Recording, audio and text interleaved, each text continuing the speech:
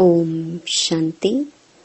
20 जनवरी 2024 बाबा के महावाक्य। मीठे बच्चे, तुम कल्याणकारी बाप के बच्चों का कर्तव्य है सर्व का कल्याण करना, सबको बाप की याद दिलाना और ज्ञान दान देना। प्रश्न: बाबा महारथी किन बच्चों को कहते हैं, उनकी निशानी क्या होगी?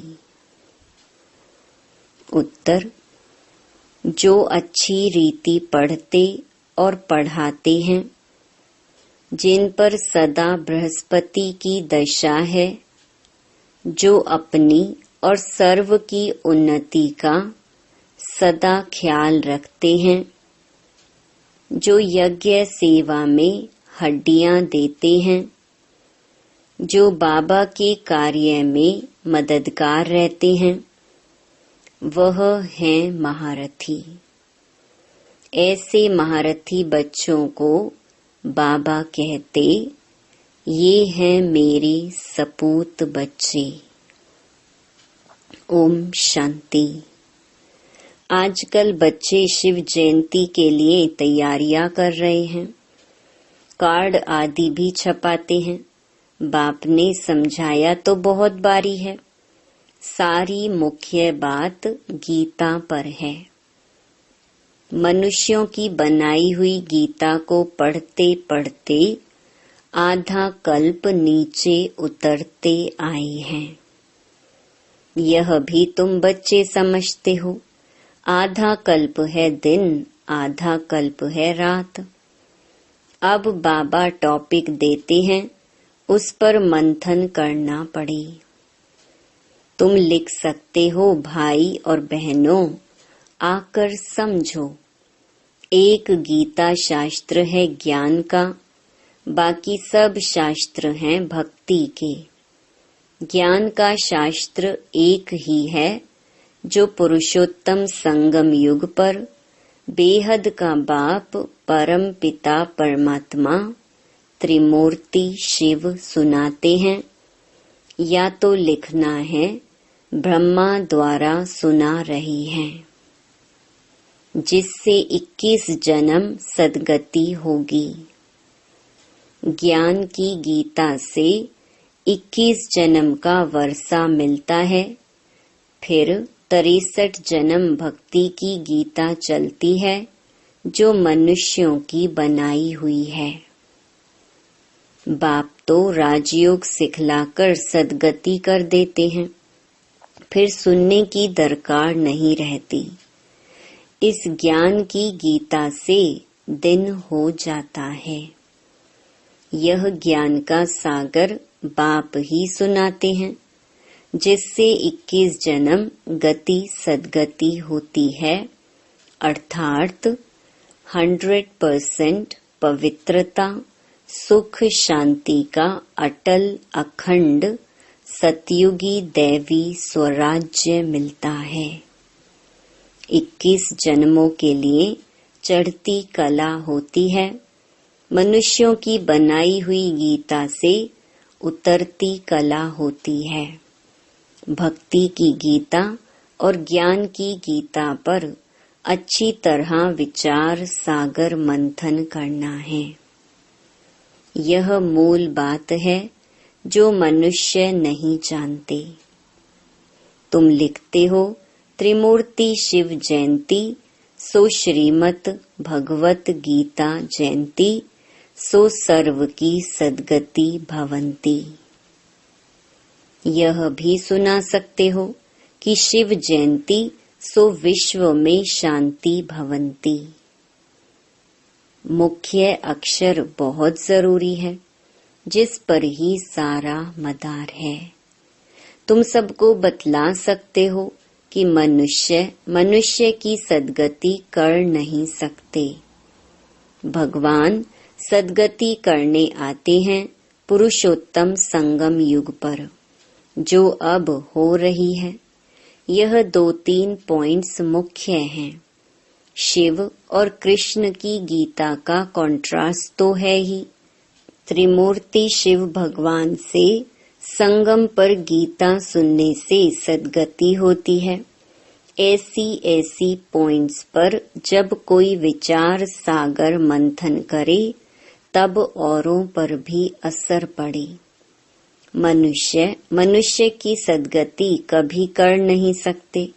सिर्फ एक ही त्रिमूर्ति परमपिता परमात्मा शिव, जो टीचर भी है, सतगुरु भी है, वह इस पुरुषोत्तम संगम युग पर सर्व की सद्गति कर रहे हैं।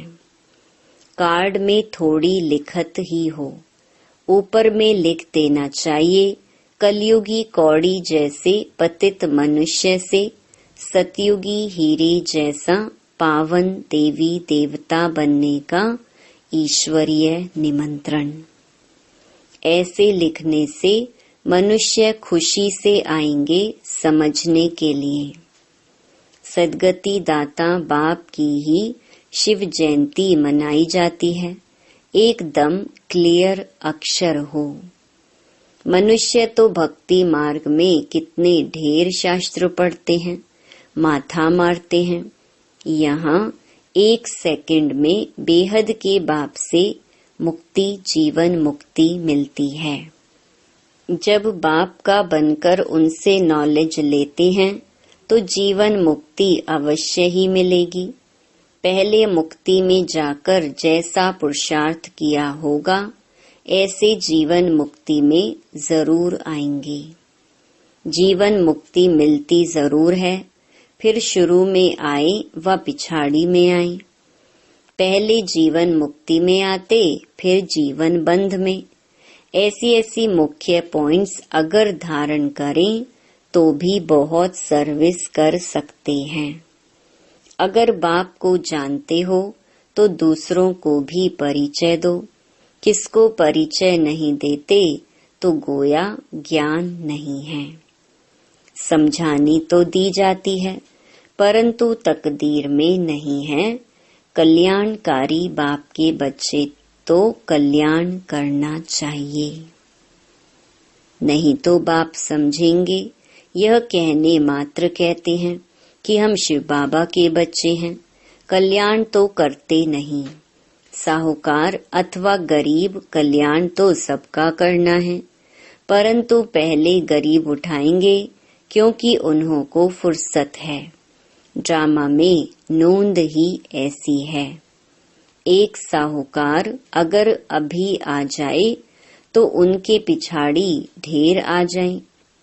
अब अगर महिमा निकले तो ढेरों के ढेर आ जाएं। तुम्हारा है ईश्वरीय मर्तबा, तुम अपना भी और औरों का भी कल्याण करते हो। जो अपना ही कल्याण नहीं करते तो औरों का भी कर नहीं सकते। बाप तो है कल्याणकारी, सर्व का सद्गति दाता। तुम भी मददगार हो ना, तुम जानते हो वह है भक्ति मार्ग की दशा।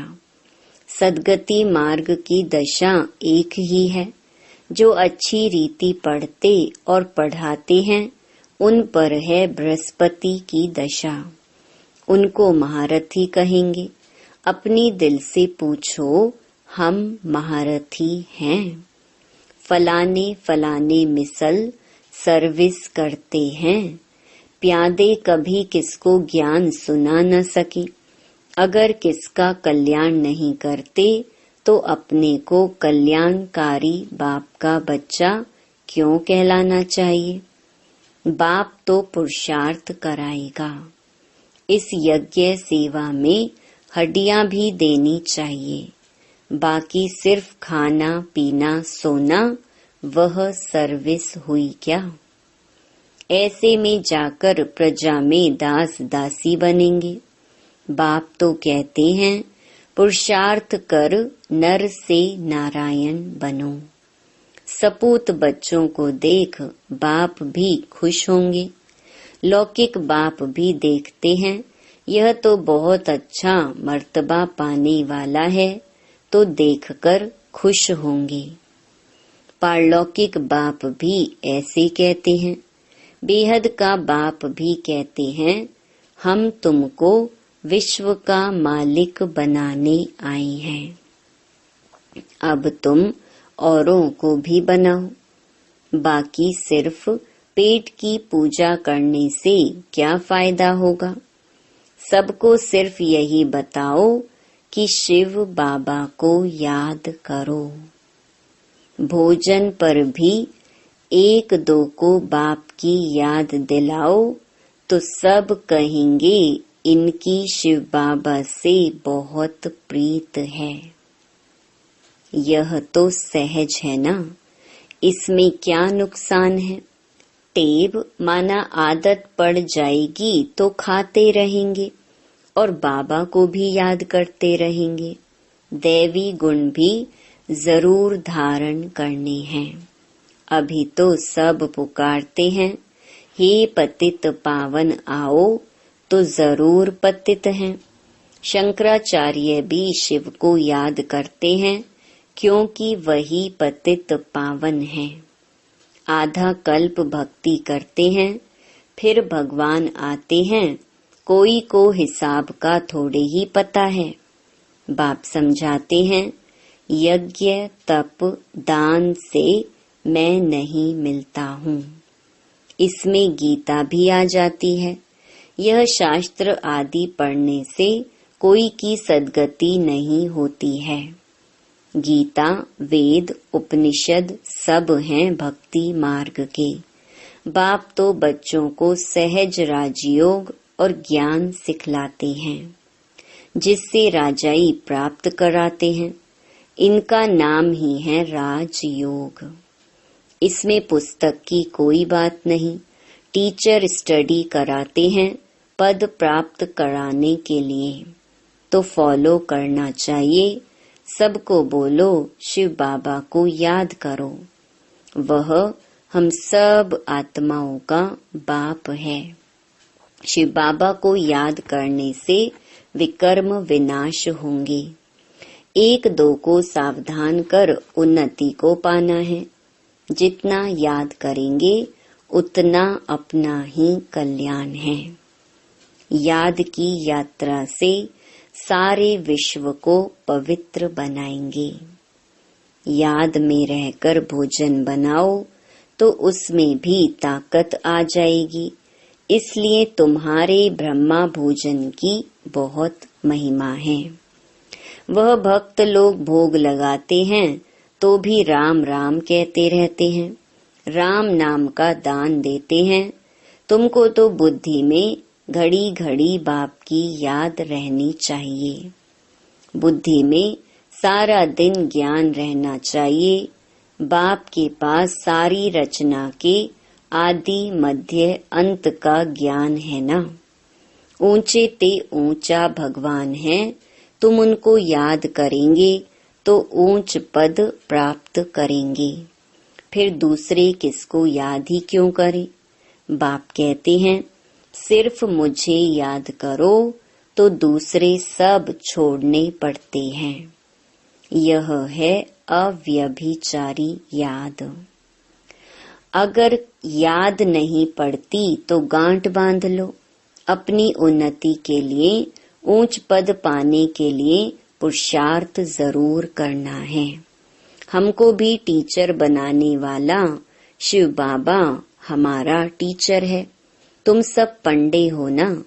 पंडों का काम है रास्ता बताना। इतना सारा ज्ञान पहले थोड़े ही तुम्हारे में था। सब कहते हैं, पहले तो जैसे पाई पैसे की पढ़ाई थी, सो तो जरूर होगा। ड्रामा अनुसार कल्प पहले मिसल पढ़ते रहते हैं, फिर कल्प के बाद भी ऐसे ही पढ़ेंगे। पिछाड़ी में तुमको सब साक्षात्कार होंगे। साक्षात्कार होने में देरी नहीं लगती है। बाबा को जल्दी जल्दी साक्षात्कार होते गए। फलाना फलाना राजा बनेंगे, यह ड्रेस होगी। शुरू में बच्चों को बहुत साक्षात्कार होते थे, फिर अंत में बहुत होंगे। फिर याद करेंगे, अच्छा मीठे मीठे सिकिलधे बच्चों प्रति मात पिता बाप दादा का याद प्यार और गुड मॉर्निंग। रूहानी बाप की रूहानी बच्चों को नमस्ते। धारणा के लिए मुख्य सार। पहला, भोजन पर 1-2 को बाप की याद दिलाओ। याद में भोजन खाओ। एक शिव बाबा से ही सच्ची प्रीत रखो। दूसरा, यज्ञ सेवा में हड्डियां देनी है। बाप का पूरा मददगार बनना है।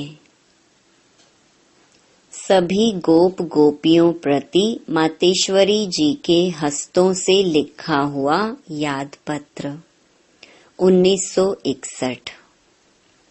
सभी गोप गोपियों प्रति अति याद प्यार। बात समाचार कि आप सब गृहस्थ व्यवहार में रहते कमल फूल समान अपनी जीवन में सफलता को पाते रहते हो ना। लाडले गोप तो अब सर्विस को अच्छी रीति उठाने के पुरुषार्थ में लग गए हैं। बहुत अच्छा है। आखिर भी अपने परम पूज्य बाप का परिचय सबको मिलना ही है। यह तो जानते हो कि इस ऊंच प्राप्ति को कोटों में कोई ही पा सकेंगे, परंतु ऐसे फूल जरूर निकलेंगे तो ना। अच्छा, तेज रफ्तार से सर्विस को बढ़ाते चलो। खजाना अविनाशी ज्ञान धन का तो बहुत अनोखा है, अखुट है, जो बाप द्वारा सभी बच्चों को मिलता ही रहता है। कोई इसे प्राप्त कर ले तो जन्म जन्मांतर के लिए माला माल बन जाए। यह चीज ही ऐसी है। कहो लाडले गोप गोपियां, ठीक बात है ना। आप सभी गोप गोपियां अतीन्द्रिय सुखमय जीवन के अनुभव से जीवन बिताते चलते चलो। देखो लाडले गोप गोपियां, अब इस ब्राह्मण कुल की वृद्धि होने में ही सबका कल्याण है। फिर तो ब्राह्मण सो देवता अवश्य बनेंगे।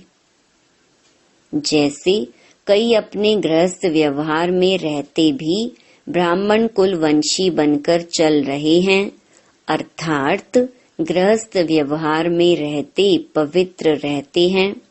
हम एक बाप के बच्चे हैं, ऐसी पवित्र धारणा में रहते हैं। बाकी सभी को उस परमपिता बाप के डायरेक्शन पर ही चलना है। इसको ही श्रीमत पर चलना कहा जाता है। ऐसी धारणा में चलने वालों को ही ब्राह्मण कुलवंशी कहा जाता है, जबकि अब वही बाप टीचर सतगुरु बना है, धर्मराज भी है, तो क्यों ना उनकी गोद का बच्चा बन अपना पूर्ण पवित्रता का अधिकार ले लेना चाहिए, जिससे ही भविष्य में सुख शांति का पूरा अधिकार प्रालब्ध रूप में प्राप्त हो जाता है। कहो लाडले गोप गोपियां, ऐसे सहज राज को समझ गए हो ना। जीते जी मरने अथवा मरजीवा बनने में डरते तो नहीं हो ना। आज यह पत्र हरेक अपने अपने नाम से समझे और अपना पत्र समझकर पढ़े अथवा सुने, और माँ का प्यार भी हरेक अपने नाम से पाए। हरेक गोप गोपी प्रति नाम सहित माँ का अत्यंत प्यार। अच्छा, अपना सौभाग्य ऊंच बनाने के पुरुषार्थ में तीव्र वेग से लगे रहना ही कल्याणकारी बनना है। जबकि अभी पता चला है कि स्वयं परमपिता ऊंच वर्षा देने आया है तो लेकर ही रहना है। अच्छा, छुट्टी लेते हैं। ओम शांति। वरदान। अविनाशी प्राप्ति के आधार पर सदा संपन्नता का अनुभव करने वाले प्रसन्न चित्त भव। संगम युग पर डायरेक्ट परमात्म प्राप्ति है। वर्तमान के आगे भविष्य कुछ भी नहीं है। इसलिए आपका गीत है, जो पाना था वो पा लिया। इस समय का गायन है, अप्राप्त नहीं कोई वस्तु ब्राह्मणों के खजाने में। यह अविनाशी प्राप्तियां हैं। इन प्राप्तियों से संपन्न रहो तो चलन और चेहरे से सदा प्रसन्नता की विशेषता दिखाई देगी। कुछ भी हो जाए, सर्व प्राप्तिवान अपनी प्रसन्नता छोड़ नहीं सकते। स्लोगन। परमात्म प्यार के अनुभवी बनो तो कोई भी रुकावट रोक नहीं सकती।